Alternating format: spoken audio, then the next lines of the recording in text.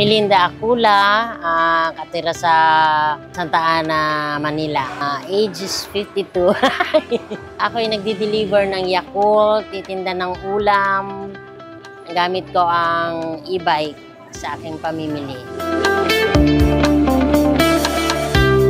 Nabili ko ang NWOW 2011. So, umaano na siya ng 13 years. Yeah. Tumatakbo siya 13 to 14, ganyan. Diba sabi nga nila, lifetime.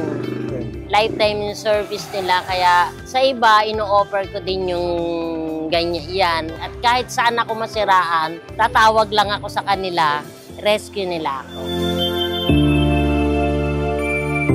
Oo, MWOW pa din. Hindi ako kukuha ng iba. Lifetime ang ano. Yun.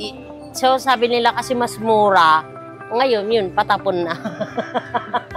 Naniwala lang kayo sa akin. Sana hanggang ngayon buhay pa yung e-bike. Nabago talaga. Oo naman, kasi talagang, ewan, hindi na ako marunong maglakad ngayon. Tinamad na, laging e-bike na yung gamit. Hindi ko na nga alam kung magkano na pamasahe sa jeep.